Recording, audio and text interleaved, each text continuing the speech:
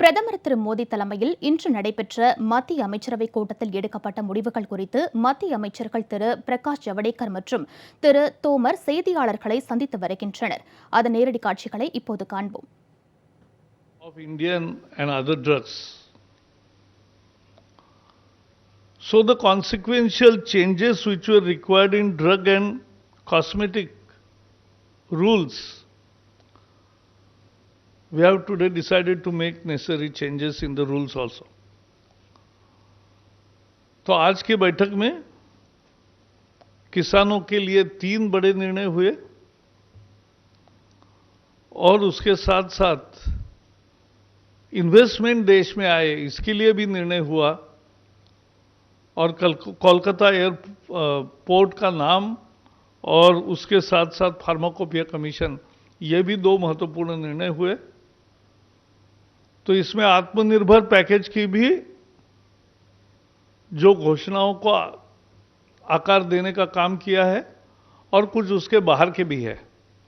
अंत में इतना ही कहूंगा कि मोदी सरकार ने किसानों का हमेशा पक्ष लिया है, चाहे वो पीएम किसान हो 6,000 रुपए भेजने वाला, या नीम कोटेड खाद हो, या सॉइल हेल्थ कार्ड हो, या ज्यादा क्रेडिट हो, या किसानों के लिए अनेक सुविधाएं तैयार की है।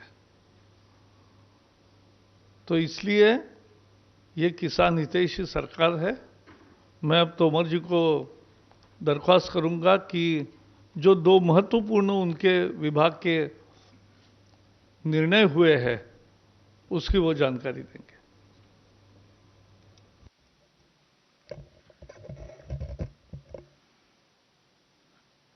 धन्यवाद माननीय प्रकाश जावड़ेकर जी,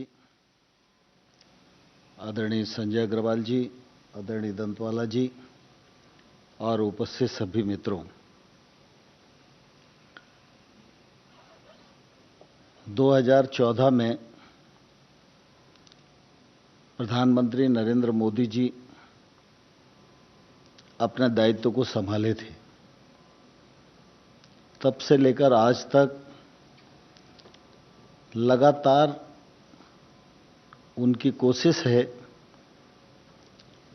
कि मंत्रिपरिषद के निर्णय के केंद्र में गांव, गरीब और किसान रहे।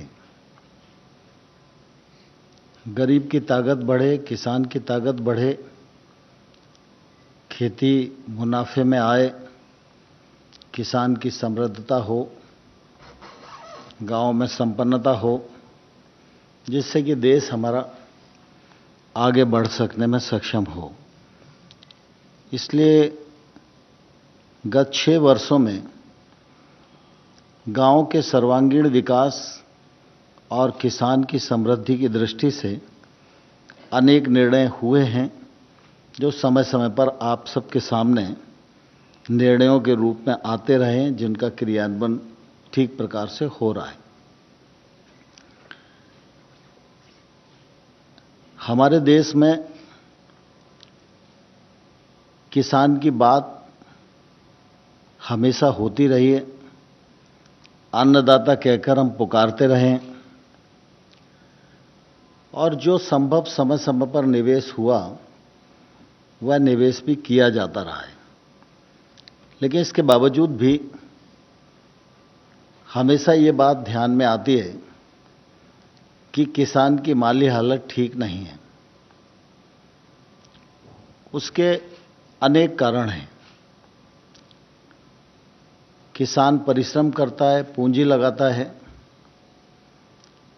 लेकिन समय समय पर उसको प्राकृतिक प्रकोप का भी भागीदार बनना पड़ता है। यदि फसल बीमा के माध्यम से उसके नुकसान की भरपाई की जाती है, लेकिन हम सब जानते हैं कि जितना नुकसान होता है सामान्य तौर पर वो कवर नहीं हो पाता।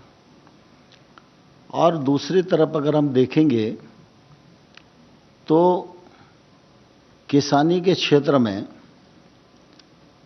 जो निजी क्षेत्र का निवेश होना चाहिए, उस दिशा में हमारा देश प्रवृत्त नहीं हो पाता। और इसलिए जब भी बात चलती है तो किसान उत्पादन भी कर रहा है, किसान देश में पैदावार बढ़ा रहा है, किसान अच्छा काम कर रहा है, लेकिन जब छोटे किसान से पूछो तो निश्चित रूप से वो अपने दर्द को बयां करता है। हमारे देश का जो कुल किसानी का क्षेत्रफल है और किसानों की संख्या अनुमानित 14 करोड़ के आसपास है, इसमें 85% किसान छोटा और मझोला है।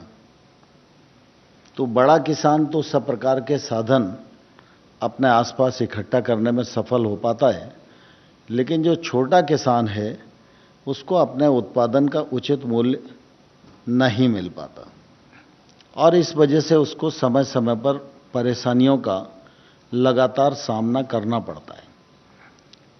प्रधानमंत्री जी का अपना अनुभव, उनका निर्णय करने का साहस, दूरदृष्टि और इसके परिणाम स्वरूप अगर हम देखेंगे तो पिछले दिनों में अनेक ऐसे कार्य किए गए जिससे किसान को सुविधा बढ़े।